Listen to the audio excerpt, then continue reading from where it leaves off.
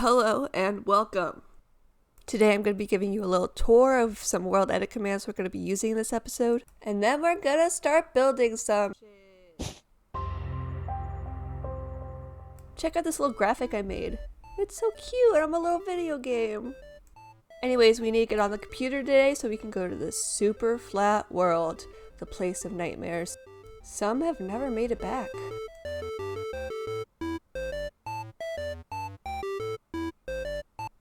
And here we are, the place your parents warned you about. Now let's not waste any time. This place gives me the creeps. First thing you should know is how to make a simple sphere.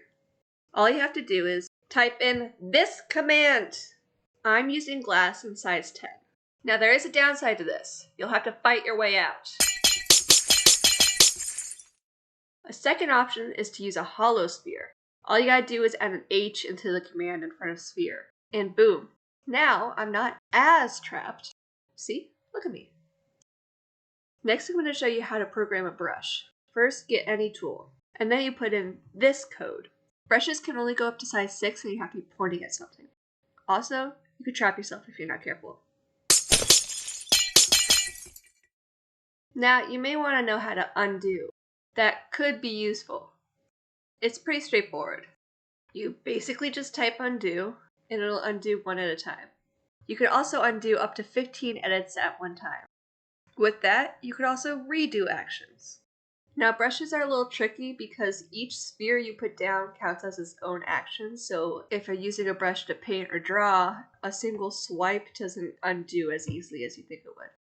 Now, you can paint with a brush, but you have to have a mask on. In this case, I'm masking the glass. It allows me to put these spheres only where the glass is and not into the air or into other objects. I'm loading the brush with colored glass so you can just paint it on. You will have to have access to all sides of the object to get it fully coated. You could get a second brush out and load it with a different color so you can switch back and forth between the two. Now, if you're not using a brush, you can use Gmask, which is a global mask. Just remember to turn Gmask back off by typing in Gmask again. Otherwise, you won't be able to use your brush. I like to fill a brush with air to use it as an eraser and mask whatever material I'm trying to erase. Lastly, I'm going to show you how to make farmland really fast. First, you're going to need a wand or a wooden axe. Click one block with the right button of your mouse and the second block with the left, or you can type in post 1 and then post 2 to choose your area you want to set with whatever material. To make farmland, we're going to put in a special material, 90% farmland, 10% water. You can also use the cheat /game rule random tick speed 0 so that the farmland won't deteriorate back into dirt and you won't have to use water. Now I'm going to load a brush and putting the command BR for brush, CYL for cylinder, and 59 for wheat, 7 for fully grown wheat, and then #air for a mask. You'll also want a global mask of a forward caret farmland. A forward caret means it's going to go above the farmland, a backwards caret is going to mean under the farmland. And you also want an anchor block that's right above the farmland so you can start your brush off of that. When you use a forward caret mask, you can't just click on the block that you want to place it on top of. You have to find a block that's already at that level and start the brush from there. Phew, that was terrifying. Now let's get on with the show. But first, now you can see me. I've got a little bit of business to take care of. I want to center the camera and the build so that the moon is perfectly centered, so I'm going to do that real quick. First, I'm going to have to build some guidelines to figure out where center is. I also got to figure out a camera angle where you can put the title screen in and see the entire build, blah, blah, blah, blah. You know, I got work to do. Work!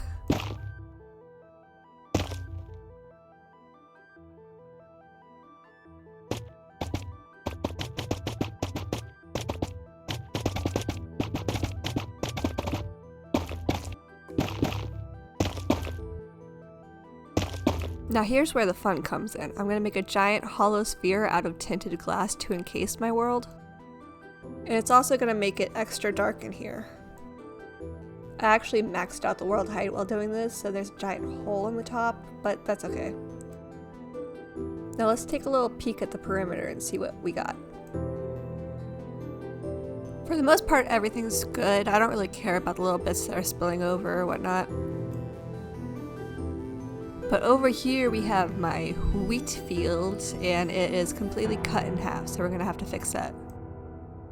When I start testing some things out to see if I can case it, I messed up, and my entire wheat field disappears because it's now under tinted glass, and I didn't realize that it needs some kind of sunlight or else it's gonna break.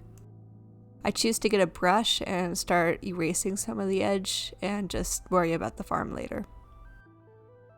While I'm doing this, let me do some ASMR and tell you about my day. Yesterday, I went to take the trash out, and I went out in my socks because I was just gonna run and do it really fast. And you know when you're young and you're climbing a tree, and it's just after it rains, and you pull on a branch, and all the little water droplets shake off and fall all over you? That happened to me when I was opening the trash can lid, except instead of raindrops, it was ants. I'm covered in ants. Covered in them. It's an actual fucking nightmare. So I run inside and get some insecticide to kill all the ants. And I start spraying just a little bit on the side of the trash can where I saw them. And it's like dark outside because the sun's just going down. And I'm on the side of the house under the trees, so it's like extra dark. So I'm leaning close, and I can see that it's fuming with ants. There's so many ants, so I start spraying the thing down. I hose it down, and then I know that they're all going to be under the lid, so I prepare myself. And like with the tip of my little finger, I throw the lid back and start fumigating the place, except the trash can lid reaches its peak, its apex, and I didn't throw it hard enough, so it comes slamming back down, and just a waft, a cloud of insecticide goes straight into my face. And I'm so unprepared for it. And then I put the insecticide down after I spray it real good, because I just have to keep going. There's no stopping now. And then I check the handle, because you know when you like see one little ant crawling on your hand, you're like, oh, that's so cute, a little ant. But the second there's like more than one and it's like a problem, it's like, are you shitting me, fucking ants? So I really rev myself up, I get prepared, and I check the handle, and like, I'm gonna book it. I'm gonna grab the handle and run to the end of the driveway as fast as I can possibly do it. And I grab myself up, I grab the handle, I turn around, my first step, my foot lands on a dead cicada. I stepped on a dead cicada in bare feet. If you don't know, it's fucking cicada season in the US. There's like 12 different kinds of cicadas that have come out from years-long hibernation, and it's like the swarm of the fucking locusts. It's a biblical goddamn nightmare. It sounds like the end of times when you walk out there. There's an ominous groan in the air, like faraway sirens, but it's coming from every goddamn direction. I filmed a little audio recording just so you can suffer with me. Here's what it sounds like.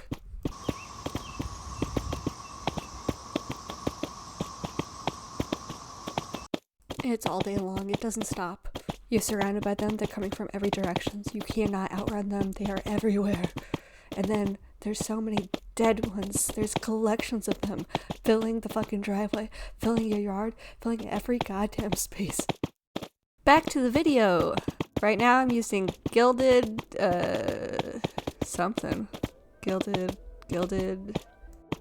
blackstone to make kind of an organic shaped edge to this arc that I've created so the whole field can stay connected.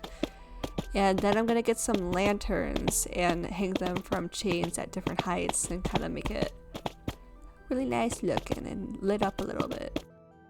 We'll have to do some serious work to untint the glass, so to speak, over the field and have it still look kind of nice and symmetrical. I did figure out that I could just turn the glass to normal glass. As long as it's not tinted glass, it should still work and the wheat field should stay intact. I at first was just gonna leave the wheat field and then fill it in later and just not touch it, but even if I walk by it, it just explodes. So this was my first attempt. I started putting lights down to try that out and space them over where I have all the water blocks so I'm not getting in the way of anything. And it's kind of satisfying to watch, but it definitely goes nowhere.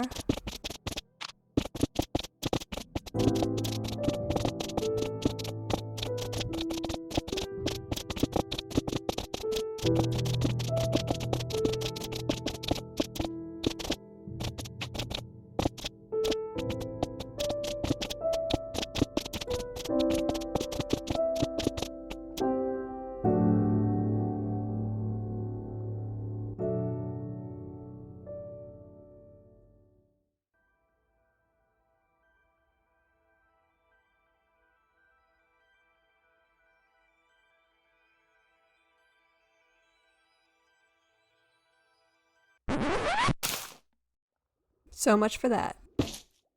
So, new tactic.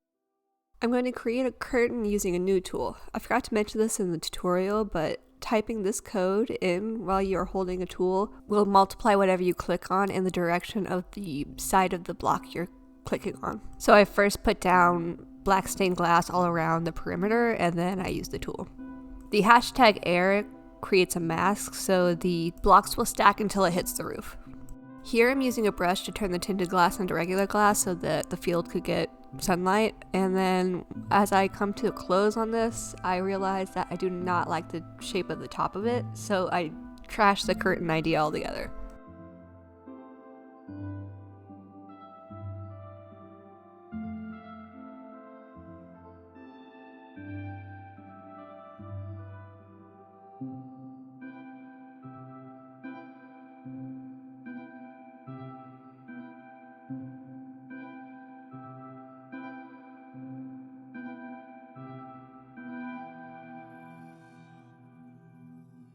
This is how it looked when finished, and I wanted something more uniform than that.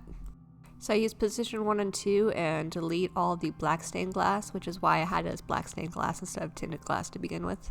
Then I tried making a dome around the field, and when I go inside and look at the perimeter of where the dome lines up, there's this little mountain, and as the dome rises in height, it kind of caves inward, so it wouldn't be a perfect circle, so I scrapped that idea. And I finally settle on using a hollow cylinder with black stained glass, and that creates a border for me. And then again, I use the stacker tool to fill it in.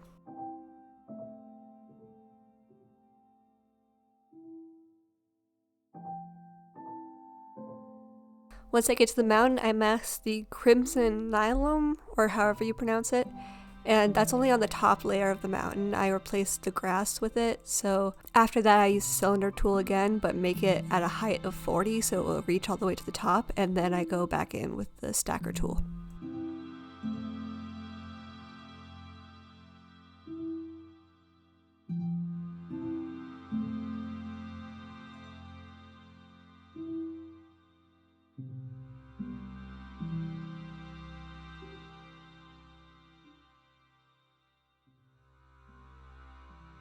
This time, instead of using a brush to change the tinted glass to regular glass, I'm using the cylinder tool again and just using a height of 240.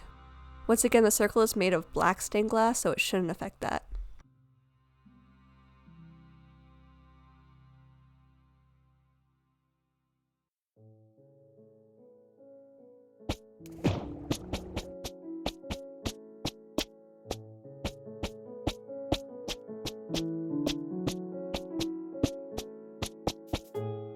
I go in and redo the farmland for the last time.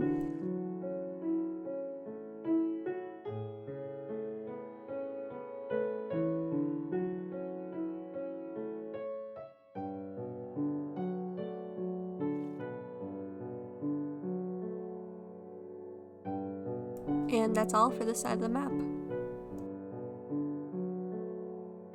Here's what my little curtain looks like from the front of the castle. You can still see it a little, but I don't think it matters.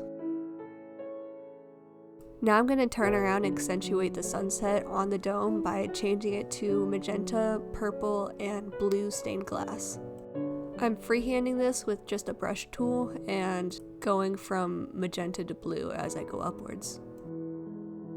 I did retry this with spheres to get just like a perfect circle, but I didn't like how narrow it was and I wanted it to reach farther than it did.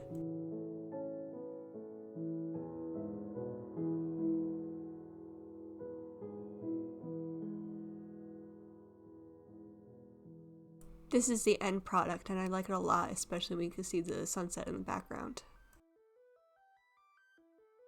Now I have to make an entrance for the dome and I get a few options out, and I wanted to teach you how to use /up_1. That creates a block right under you, a glass block. This way you can build in midair. From here I'm getting a few different options out and I narrow it down. I really like the purple of the crying obsidian, and I later find out that it has its own glow to it, which I really like, and I try to keep that throughout the builds, every single entrance I make, to have some kind of glow to it.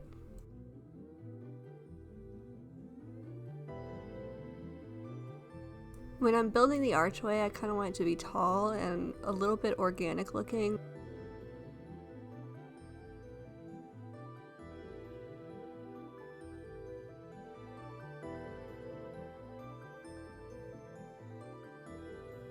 I decide later on that I want it to kind of drip down, especially with the crying obsidian that already has drips coming down from it.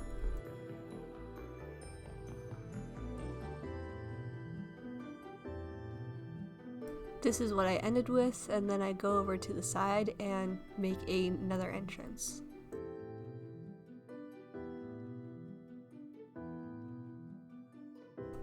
With this entrance, I wanted to match the red of the trees and the magma underneath it, so I went with redstone, and I'm going to put fire on the backside so it will glow.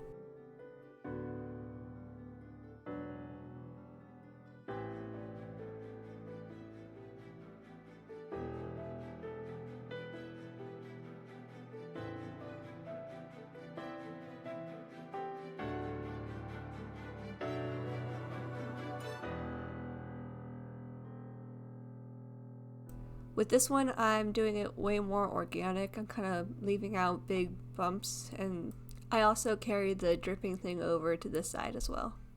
I do it really organic because I'm at a side of the sphere where it's not easy to get it symmetrical.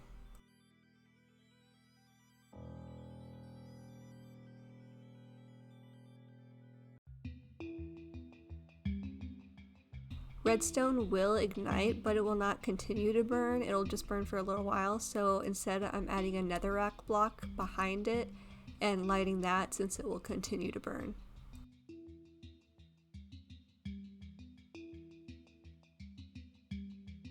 I really like this entrance and how it turned out, especially when you look through it and you can see one of the statues facing you exactly.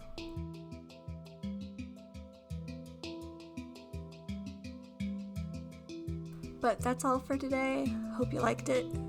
Subscribe or whatever, and don't get covered in ants. Bye!